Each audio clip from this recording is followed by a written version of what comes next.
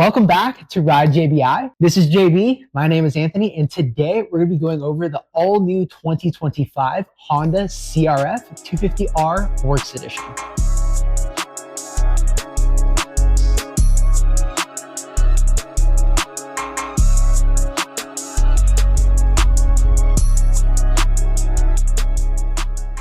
This bike is red hot with excitement because this is the first year that Honda has ever done a Works Edition for the Honda CRF250R. Great point. And not only that, the bare bones of the bike have been updated from model year 2025. And by that, I mean the engine, the chassis, suspension, all updated the same year as its bigger brethren, the CRF450R. Usually we see this bike a year behind or a year lag between the two bikes, but it's really cool that Honda came out and just said, hey, this is our new bikes for both 250 and 450, model year 2025. We're ready to go. From what we've seen on paper, the information that Honda has given us, and based on some rider feedback we've gotten as well on the 25 suspension sets we have worked on so far, it seems like Honda does a great job of amplifying the already good personality and characteristics the bike had in 2024 to just perform even better on this 2025 model. And I think that's what we will be seeing as more reviews come out from different media outlets and testers. Yeah, and just a brief overview over what has changed from the prior generation, that being the 24 and older bikes, to this all new 25 platform. The main frame or the chassis of this bike is 70% new. Outside of that, there's a big difference in the air intake area. Not only a different air filter, but whole new design with the side plate, the air boot itself. So it has quite a different flow into the engine. You have a bending control valve in the suspension. JB has a video up on the Ride JBI YouTube channel kind of going over that. We were mainly just wanting to do a video for you guys covering what comes on the Works Edition model, both 250 and 450. Obviously, we only have the 250 here to show you today, but we mainly just want to target what comes on the Works Edition bikes. And if it's worth the price difference, you go ahead and jump up from the standard R model to your Works Edition bike. Up front, you will see our Ride JBI stickers on the forks, but I do want to reiterate to you that these are completely stock internals. We have not turned a clicker on both the fork or shock. We put our stickers on for some product photos. So if you go to ridejbi.com and are interested in looking at some Honda CRF suspension, you can go see those lovely photos at ridejbi.com. But we do plan on riding this bike stock. Then we will bring it back to the shop, do some modifications, and then go back out to the track and give you guys our riding impressions on this bike. Yes, and we'll share it with you so you can come along with us as we take this bike from the stock form that it's in, and we develop our own JBI spec settings. And of course, we'll share with you our impressions of the bike in stock form and each iteration of settings that we build, along with other rider impressions as well. Myself, Anthony, the owner of the bike, Tom's, and anybody else that may join us during this testing and R&D phase of this new 2025 Honda CRF 250R Works Edition. What would be your favorite part that comes on this bike that doesn't come on the standard edition model? I think my favorite part is definitely the suspension coatings. But one of the big downfalls with suspension coatings is, especially Kashima, your suspension is out of operation, or even your bike is out of operation for about a month because it goes to Japan and then it comes back, and then you have all the time during disassembly and reassembly for your front forks. So I think to get coatings right off the showroom floor is super awesome. You don't have to go pay for it after the fact, and then you don't have the downtime with it as well. Very cool. I'm loving the hydraulic clutch, just being how much time I've spent on the KTM, Husqvarna, and Gas platform.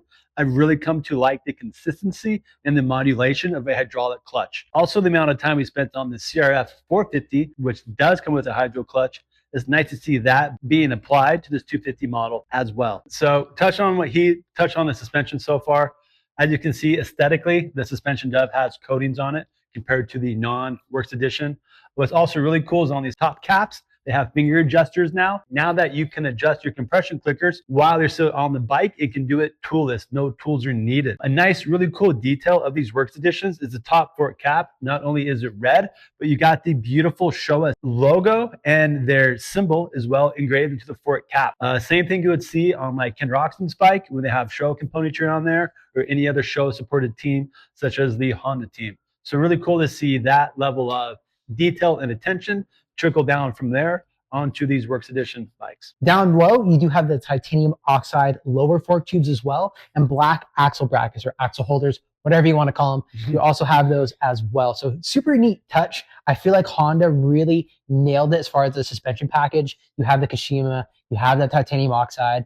Your fork lugs are already black. So the whole thing, they've really tied it all together, which I really appreciate. All right, so Anthony covered what's been done on the front forks of the bike. Now let's discuss what's been done to the engine of this Works Edition Honda. So the engine is quite different from the standard R model bike. What I mean by that is not only the aesthetic of the engine, but also the performance of the engine internals of this motor itself. So right off the bat, you can see the CRF Works Edition engraving on the engine case. I think it's a really unique touch and just going the extra mile from Honda, because typically some of the OEMs might just slap a clutch cover on there or anything else, but for them to just go out and spend the extra time and money and resources to go ahead and get that engraving, super cool. You also have a red cylinder head cover, a little bit of a different color from some of the prior Works editions. Some of the other ones had kind of a red that would mimic some of the plastics. This one has like it's like a ruby red almost. Yeah, like a ruby red, like a metallic-y red. Inside, it has some polished intake ports. I won't spend too much time talking about that, as our friends at Twisted Development will be doing some mapping on this bike, and hopefully we can get one of those guys on camera to speak about that. To match that, they also have the full titanium Yoshimura RS12 exhaust system. There's a bit of a misunderstanding or misconception about this exhaust. Some people thought that the header was a stainless steel header and not the titanium, but we do have confirmation that it is titanium both front and rear. So super cool to see that.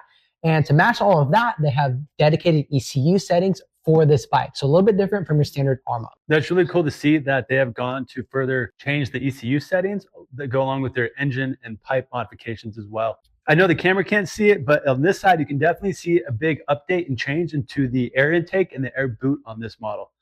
It seems like Honda has really touched a lot on how much they changed the air intake on this system and how much of an effect that's going to have on this bike.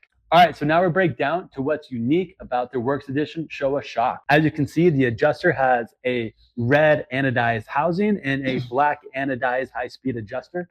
And of course, the Showa logo has been laser engraved in there as well. While that looks really cool aesthetically, what I care a lot about is the shock shaft. The Works Edition continues this tradition of having an 18mm shock shaft for the rear shock. This is important because for the same amount of travel, meaning how much this wheel can compress and absorb bumps, a bigger shock shaft means it's going to push more oil through this adjuster right here.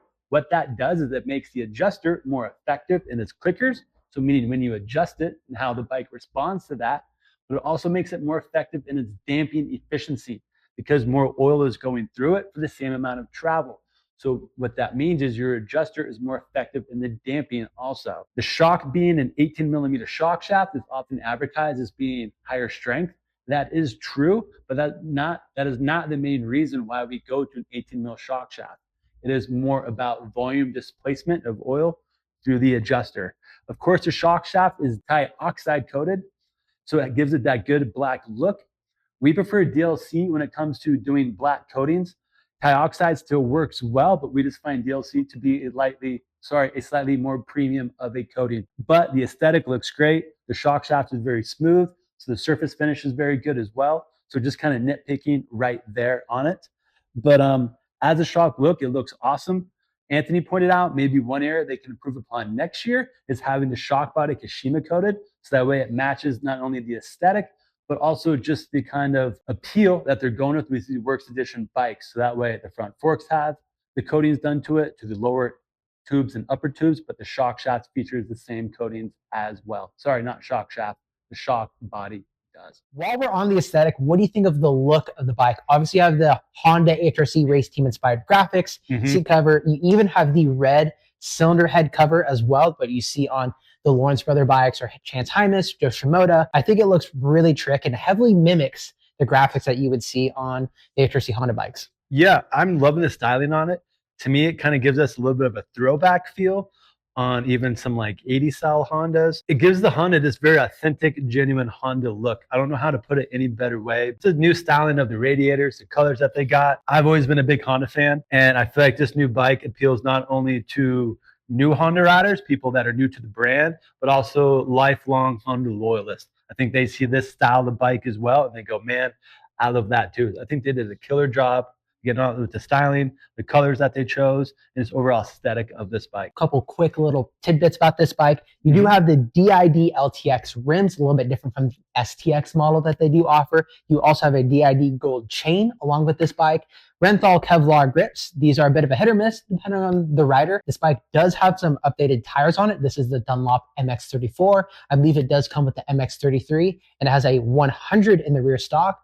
This customer bike has already been swapped out to the MX34 tires from Dunlop and to a 110 rear tire. Well, cool. I think it's going to wrap it up, JB. Any other thing that you want to talk about? I think we've hit it all. If we miss anything, we will put up the complete PR release for this bike up on the screen now. I think we've covered just about everything. Anything else you want to add? Yeah, I'm just glad to see they still have the titanium fuel tank. I think it's a really cool feature.